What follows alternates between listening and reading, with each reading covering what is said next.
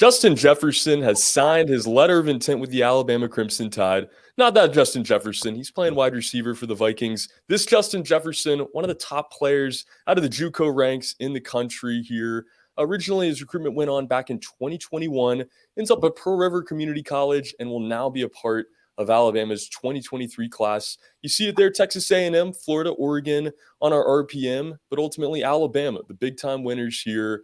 The number one linebacker out of the JUCO, number one in Mississippi as well. Listed at 6', 205. What were your thoughts on Justin Jefferson when he made his announcement, and what is he going to be able to do with this linebacker room at Alabama? Well, he's going to have an opportunity to play early. There's no doubt about it. Alabama doesn't really like to recruit JUCOs or transfer players unless they feel like they've got a great opportunity to come in and contribute right away, because they don't want to waste a scholarship on somebody that may only have a year or two to play, and he's going to be sitting the bench. So this is a guy that they're really excited about. He's been clocked.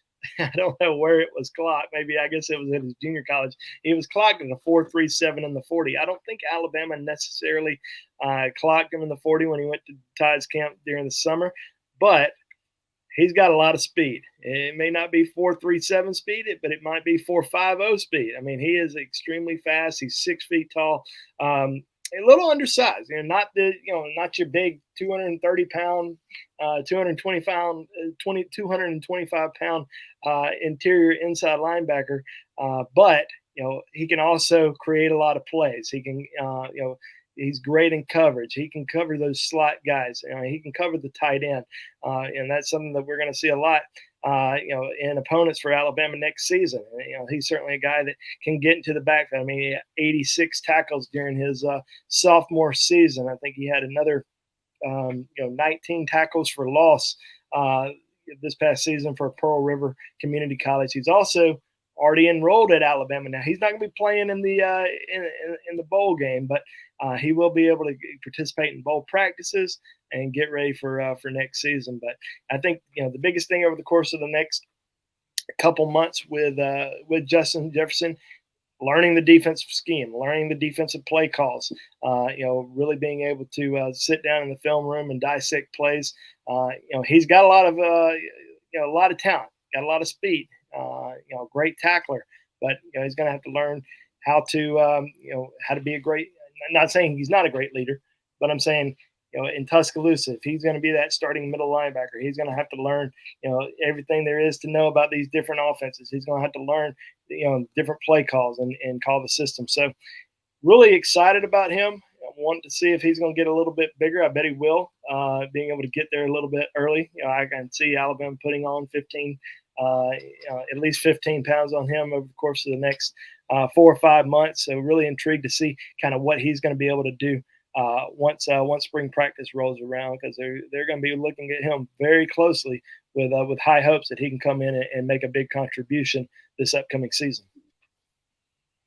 Going to have a huge opportunity here. Like you said, maybe the most important position on the defense, maybe one of the most important positions on the field. Going to come in and be really exciting to see if he can fill in that void for Alabama. But a guy with options coming out of the JUCO level. What led him to choose Alabama, and what was their pitch for Justin Jefferson?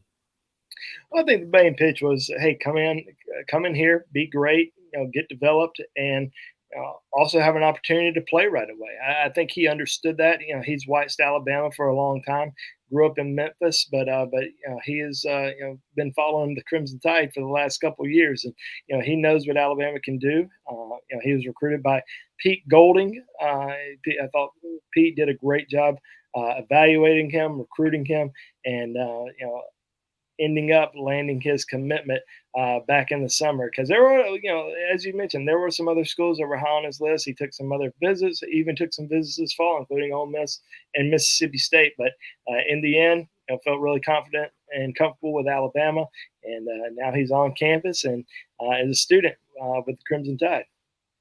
He's on campus, and he's going to look to make a big impact here in this first season with Alabama as Justin Jefferson, now the next in line to sign his letter of intent. Guys, for more on this and all things going on with Signing Day 2022 and recruiting in general, you're going to want to check us out at BamaInsider.com, and be sure to hit the like button on this video.